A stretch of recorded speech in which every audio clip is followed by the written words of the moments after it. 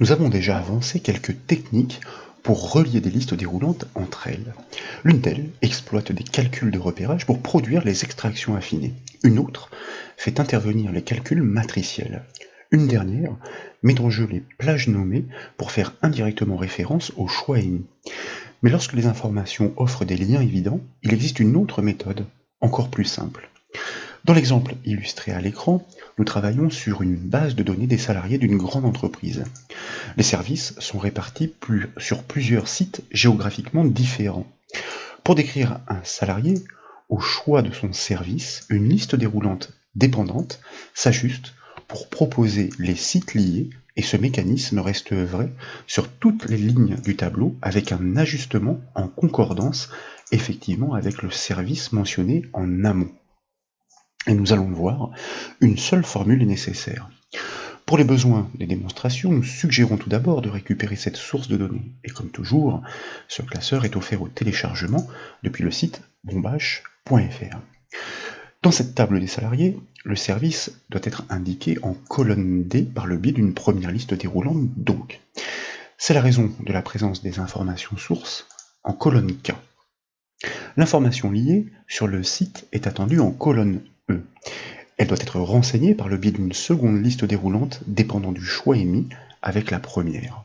De fait, cette seconde liste déroulante est susceptible de proposer un contenu différent sur toutes les lignes du tableau. C'est la raison de la présence des informations de dépendance entre les colonnes H et I. Pour chaque service sont énumérés l'ensemble des sites correspondants. La construction de la première liste est triviale. Son contenu est similaire pour tous les enregistrements de la base de données, mais les services sont susceptibles d'évoluer. Certains peuvent être ajoutés selon les choix stratégiques et la progression de l'entreprise. Nous devons donc construire une liste déroulante capable de détecter la borne variable de fin de la source d'information en colonne K. Ainsi, son contenu s'ajustera dynamiquement. Pour cela, nous devons bien entendu exploiter la fonction Excel décalée. Tout d'abord, il convient de sélectionner l'ensemble des cellules de la colonne D, donc de la cellule D4 à la cellule D21. Et puis, en haut de la fenêtre Excel, je vous invite à cliquer sur l'onglet Données pour activer son ruban. Et dans la section Outils de données de ce ruban, nous allons cliquer sur le bouton Validation des données. Et dans la zone autorisée de la boîte de dialogue qui suit, nous allons choisir naturellement l'option Liste. Puis nous allons cliquer dans la zone source juste en dessous pour l'activer et taper le symbole égal pour initier la syntaxe de la source de données.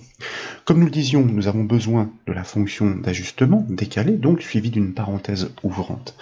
Et sur la feuille, nous allons directement lui indiquer le premier de ces services, c'est-à-dire le point de départ de cette plage en cliquant sur sa cellule K4. Puis nous allons taper 3 points-virgules successifs, une première fois, une deuxième fois et une troisième fois donc. En effet, le deuxième argument de la fonction décalée concerne le décalage en ligne.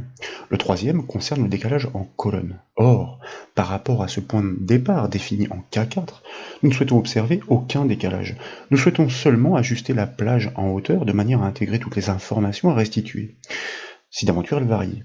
Et nous sommes désormais précisément positionnés dans cet argument de la hauteur variable à définir. Pour cela, nous pouvons exploiter la fonction Excel nbval sur la colonne K. En comptant le nombre d'éléments qu'elle contient, elle renseignera sur la hauteur de la plage. Donc, nous inscrivons cette fonction nbval suivie d'une parenthèse ouvrante. Et puis, je vous propose de désigner la colonne K en cliquant directement sur son étiquette au-dessus de la feuille, ce qui donne donc la plage de cellules K, K figée. Nous pouvons fermer la parenthèse de la fonction nbval et ensuite nous allons retrancher une unité à ce résultat, soit -1. En effet, cette colonne propose un titre service qu'il faut exclure. Il ne figurera pas dans la liste. Ainsi, nous ajustons la hauteur de la liste déroulante au plus près, c'est-à-dire directement au service contenu effectivement. Nous pouvons fermer la parenthèse de la fonction décalée.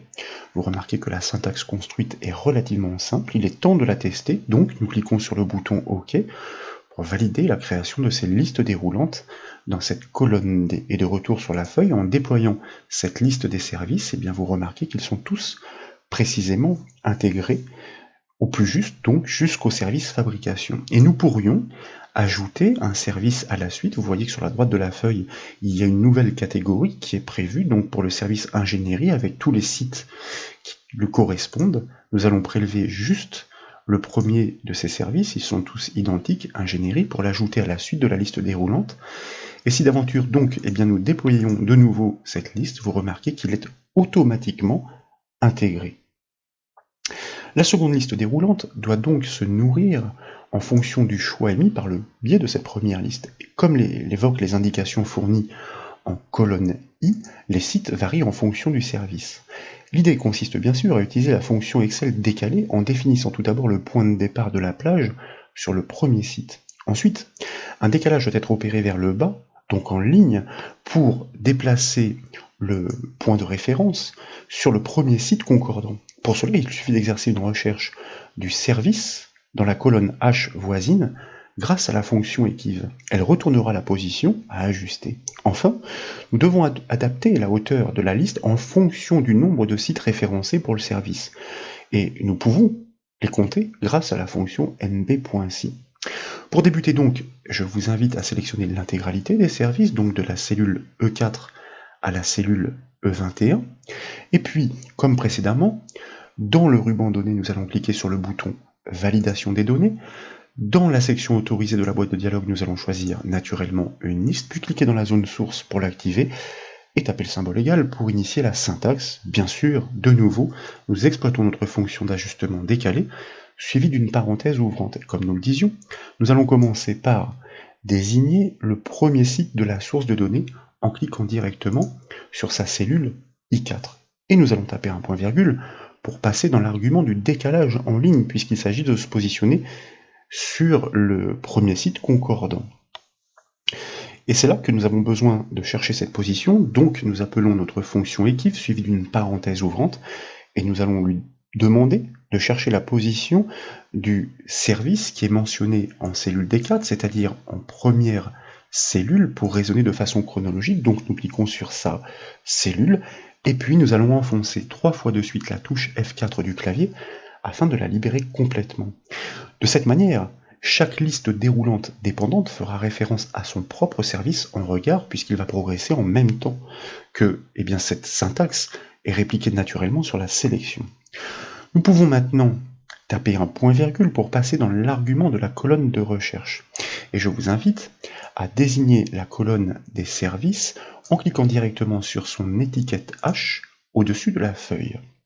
Mais en raison de la fusion de cellules en première ligne, c'est la plage FH qui est retranscrite, qu'à cela ne tienne, manuellement, donc nous allons supprimer la lettre F pour la remplacer par la lettre H. Nous obtenons bien la colonne HH. Puis nous recliquons à la fin de la syntaxe pour y replacer le point d'insertion, terminer l'implémentation de la fonction équive, point virgule 0 comme vous le savez pour réaliser une recherche exacte. De fait, nous pouvons fermer la parenthèse de la fonction équive et nous allons cette fois retrancher 4 unités à ce score retourné. Nous devons en effet ignorer les 3 premières lignes de la colonne de décompte. Elles ne font pas partie des renseignements recherchés. La 4e est due au fait que le point d'insertion est déjà placé sur l'une des données de la source. Elle est déjà comptabilisée, donc nous la retranchons pour obtenir un décalage parfaitement ajusté. Ensuite, je vous propose de taper 2 points virgules successifs pour ignorer le paramètre du décalage en colonne. Et donc, nous nous retrouvons propulsés dans l'argument de la hauteur variable. Celle-ci, nous l'avons dit, dépend du nombre de sites associés à un service, que nous devons comptabiliser grâce à la fonction nb.si, puisque c'est un dénombrement conditionnel. Et en premier argument, nous devons engager ce décompte une fois encore sur la colonne H que nous cliquons, et pour les mêmes raisons précédemment que nous devons corriger en remplaçant la lettre F par la lettre H. Puis nous replaçons le point d'insertion à la fin de la syntaxe. Nous désignons ainsi la colonne dans laquelle nous souhaitons dénombrer un critère. Plus précisément, il s'agit d'une donnée, celle du service. Donc nous pouvons taper un point virgule pour passer désormais dans l'argument du critère de la fonction nb.si et nous allons désigner le premier service du tableau de données en recliquant comme précédemment sur sa cellule T4 que nous allons libérer complètement en enfonçant 3 fois de suite la touche F4 du clavier. Pour les mêmes raisons, il faut qu'ils soient tous passés en revue chronologiquement. Et puis, nous pouvons fermer la parenthèse de la fonction nb.si et fermer la parenthèse de la fonction décalée. Nous n'avons plus qu'à cliquer sur le bouton OK de la boîte de dialogue pour créer la liste déroulante. Et en déployant effectivement ces listes déroulantes des sites, eh bien, vous constatez que les propositions sont parfaitement ajustées aux services mentionnés, ici pour études, Amiens, Bordeaux, Lyon, Valence, etc. Si nous passons sur le service comptabilité, vous constatez que les villes ne sont pas les mêmes. Pour la direction, il s'agit seulement des villes de Paris et Bruxelles, c'est bien ce qui est renseigné dans la source de données, donc nous avons réussi à créer ces listes dépendantes avec une formule triviale, qui plus est totalement dynamique. Nous avons ajouté tout à l'heure le service ici, ingénierie, il faut pouvoir rapatrier à la suite de la première source de données tous les sites en corrélation, donc nous copions l'ensemble de ces cellules, nous allons nous placer à la suite du tableau, je suis allé un peu trop loin, donc pour les coller, et puis nous allons faire une petite simulation en changeant ici l'un des services de l'un des salariés pour choisir ingénierie, et comme vous le constatez, la liste déroulante en regard s'est directement ajustée pour intégrer ces nouvelles données Amiens, Montpellier, Rennes. Qu'en est-il si nous constatons cette source de données? Eh bien, vous constatez que ces résultats qui ont permis de remplir dynamiquement cette liste dépendante sont parfaitement cohérents. Voilà donc pour ces démonstrations, j'espère qu'elles vous ont plu. Si c'est le cas, comme toujours, je compte sur vous pour mettre un petit j'aime à la vidéo. Et comme vous le savez, vous pouvez retrouver toutes les autres formations sur le site bombache.fr. Je vous remercie.